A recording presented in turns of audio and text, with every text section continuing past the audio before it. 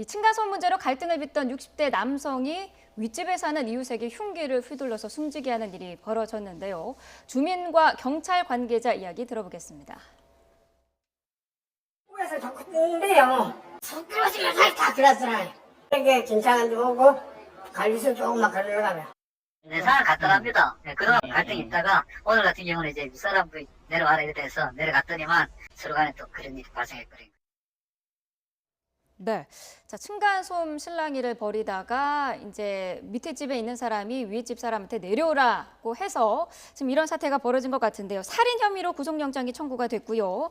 당시 이 아랫집에 있던 사람은 그 술을 마신 상태였다고 하는데 음주 상태였다는 게 어떤 형량이라든지 그런 거에 영향을 미칠 수 있을까요? 그러니까 되게 이제 음주 상태, 이제 뭐 전문용어로 명정 상태라고 얘기하는데 네. 그렇게 해서 이제 감형을 요구하는 사람들이 있어요. 아, 내가 그때 술에 너무 취해가지고 심신미약 상태야. 이렇게 얘기를 하는 사람들이 있는데 네. 요즘 법원의 주류는 술에 취해서 했던 범죄라고 해서 그래서 의식이 약간 흐릿하다고 해서 감형을 해주지 않습니다. 네. 오히려 가중사람은 가중사유죠. 주폭이라는 얘기 들어보시지 않았습니까? 네. 이 층간소음 살인 같은 경우는 주폭이랑은 좀 차이가 있는 건데 술을 빙자해서 폭행을 하고 살인을 하고 강력범죄를 저지르는 거에 대해서 검찰과 법원이 좀 엄벌하는 추세이기 때문에 오히려 이런 것들을 형량의 가중사유라고 하면 가중사유지 이것으로 해서 감경될 일은 거의 없다고 저는 봅니다. 네, 층간소음 문제가 사실 어제 오늘의 일이 아닌데요. 굉장히 사례들이 많지 않습니까? 예, 뭐 사실 이 층간 문제 때문에 심지어는 그 보복을 하기 위해서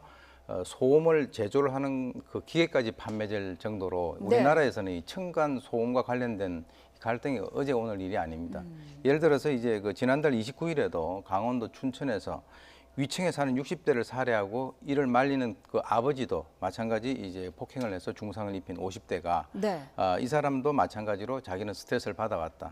조금 전에 얘기하셨던 그 술을 마신 상태에서 그렇게 범행을 했고요. 네. 또 이제 5월달에 이 경북 포항에서도 위층에 사는 그 이웃이 층간소음 항상 위층 아래층이 문제가 되거든요. 또 심지어는 이런 경우도 있습니다.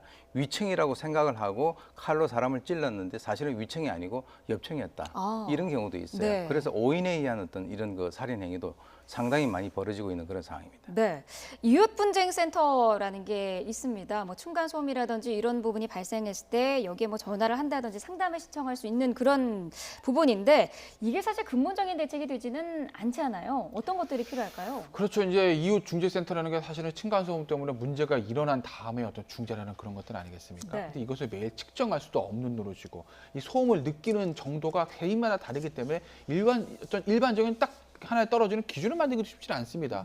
그러니까 사실은 이게 좀 어려운 문제긴 한데 네. 왜 이웃들끼리 사실 아랫집 사는 사람들은 윗집의 층간소음은 내가 피해를 볼 수도 있지만 나의 층간소음으로 내 아랫집에도 피해를 줄 수 있는 것이거든요. 네.